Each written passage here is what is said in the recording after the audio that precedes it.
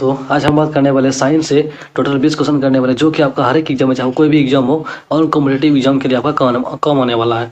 तो चलिए question number 1 से हम शुरुआत करते हैं। क्वेश्चन नंबर 1 है हमारा कि सूर्य के विकिरण की माप किसके द्वारा की जाती है। तो सूर्य के विकिरण की जो माप है वो हम करते हैं बैरोमीटर के द्वारा। आंसर नंबर बी राइट है।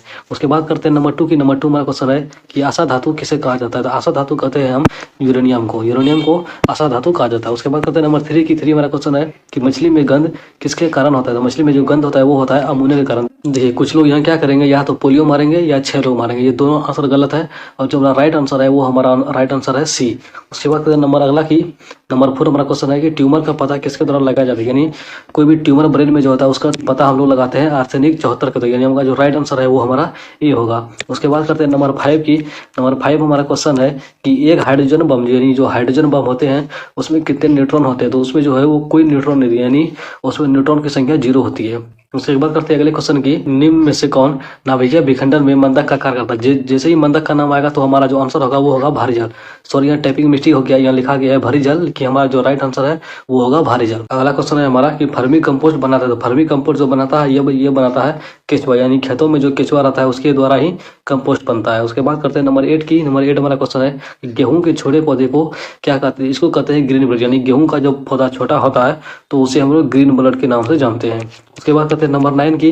9 हमारा क्वेश्चन है कि पशुपालन निम्न उद्देश्यों में से किसके लिए किया जाता है। तो सबसे पहले आप इसका ऑप्शन चेक करेंगे यदि, तो यहाँ लिखा हुआ है दूध उत्पादन, मांस उत्पादन, कृषि कार्य, इनमें सभी। इसका जो आंसर होगा वो इनमें सभी होगा, यानी आंसर डी होगा। क्योंकि पशुपालन का उपयोग हम लोग दूध उत्पादन में भी करते हैं, मांस उत्पादन में भी करते हैं और कृषि कार्य के लिए भी करते हैं। इसका जो आंसर होगा वो आंसर नंबर डी हो गया। उसके बाद करते हैं नंबर 10 की। 10 हमारा क्वेश्चन है कि रेशम की प्राप्ति किसके द्वारा की जाती है।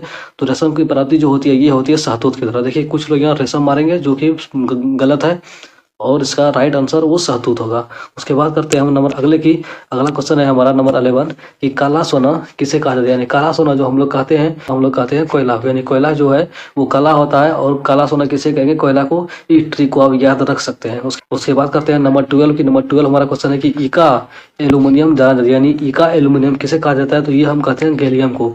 गैलियम का जो सेकेंडरी नाम होता है वो होता है इका एल्यूमिनियम, इसे हम कहते हैं। अगला क्वेश्चन है हमारा कि नियोन क्या है। तो नियोन हमारा क्या है, तो अक्रिय गैस। आप लोग सभी जानते होंगे अक्रिय गैस की टोटल संख्या कितनी होती है, 6 होती है। अगला क्वेश्चन है हमारा कि रेडियम की खोज किसके द्वारा की गई। तो रेडियम की जो खोज की गई थी ये की गई थी मैडम क्यूरी के द्वारा, यानी मैडम क्यूरी ने रेडियम की खोज की थी। इसके बाद करते हैं नंबर 15 की। नंबर 15 हमारा क्वेश्चन है कि तत्व की, यानी तत्व का जो सूक्ष्मतम कण है उसको क्या कहते हैं। तो तत्व के सूक्ष्मतम कण को कहते हैं हम लोग परमाणु। और अणु जो होता है, अणु हम लोग कहते हैं यौगिक के सूक्ष्मतम अणु को। यानी यौगिक का जो सूक्ष्मतम अणु होता है वो होता है अणु, और तत्व के सूक्ष्मतम कण को परमाणु कहते हैं।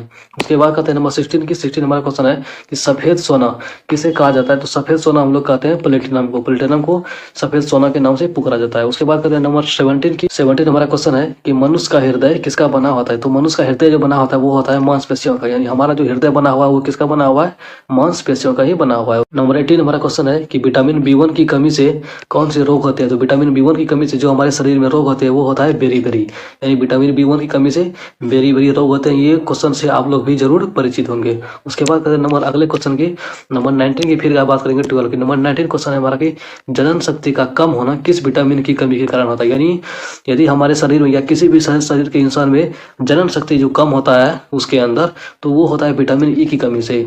यानी किसी मनुष्य के अंदर यदि जनन शक्ति की कमी हो गई है तो आप समझ जाइएगा कि उसके अंदर जो है वो विटामिन ई की क्या हो गई है, कमी हो गई है। तो राइट आंसर हमारा सी होगा, विटामिन ई की कमी के कारण जनन शक्ति जो है वो कम होता है। उसके बाद कहते हैं नंबर 20 की। नंबर 20 हमारा क्वेश्चन है कक्षा, यानी सेल की संख्या कितनी होती है। तो सेल की संख्या होती है हमारा 7।